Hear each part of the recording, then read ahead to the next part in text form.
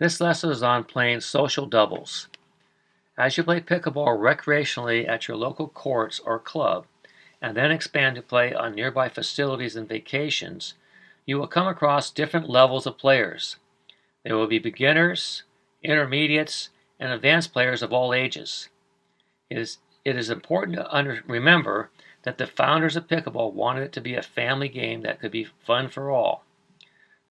Some of the rules include one serve and it must be hit underhand, the two bounce rule, the non-volley zone, the dimensions of the court, the size of the paddle.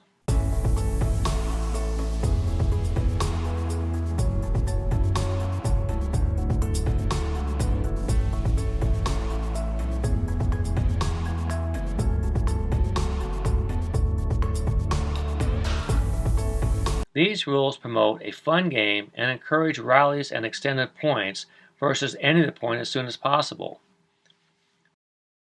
But the development of the game has grown into thousands of tournaments with the goal of winning. Paddles continue to be developed with the emphasis on power to put the ball away. All of this is great, and those of us who enjoy the highest level of competition play tournaments. But that doesn't mean that hitting every ball hard and trying to win the point as quickly as possible should be the norm when you're playing down in recreational games. There should be times when you play like a wall and simply keep the ball in play. Balls that you could slam and easily win the point could be reset to extend the point in social recreational play. Of course, this means that players must control the pace of the ball. I play this way in many situations, but the overall spirit of the game seems to be on winning.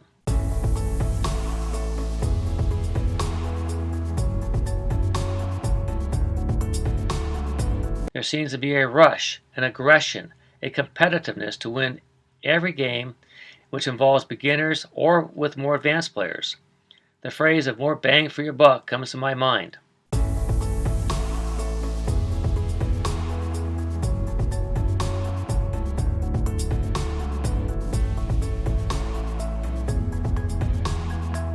So I encourage you to play some games like you are teaching your grandkids or grandparents. Hit the ball so they have a legitimate chance of returning the ball. Share the ball to all in the court. Don't hit every ball to the weaker player. And better players, reset the point. Slow the point down by hitting a drop shot into the kitchen to initiate a dinking rally. There are some cool drills that are helpful to develop all aspects of your game.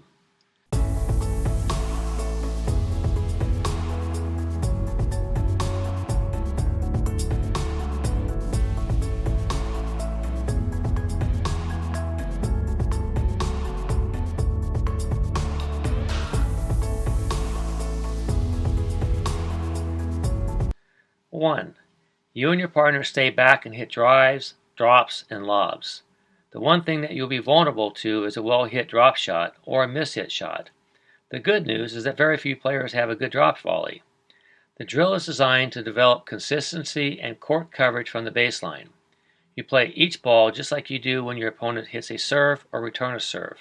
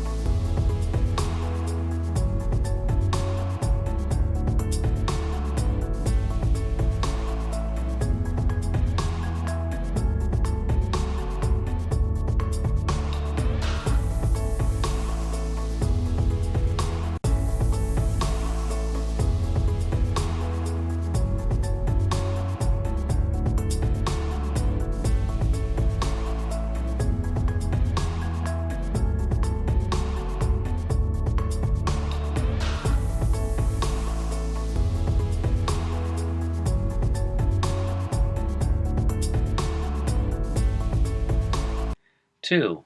This drill is where you and your partner only go to the middle of the court, called the transition area, and reset the ball into the opponent's kitchen or make them hit a volley.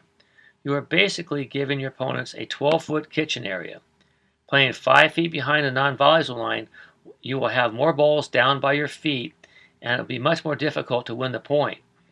It is a great place to play defensive and hit drop volleys, drop shots, and half volleys into your opponent's kitchen.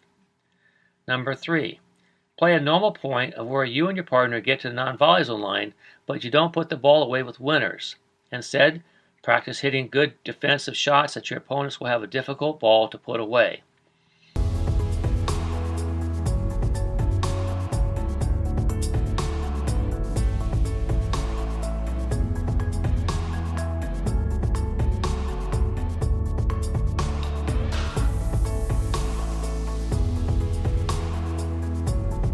Number 4, play a game with lower level players and hit well-placed shots so they can't slam balls at you. You play a game by hitting nice balls to your opponents, giving them a legitimate chance to play the ball. As a certified professional, you play like you do when you teach a lesson. You keep the ball in play, but hit balls to challenge your opponents.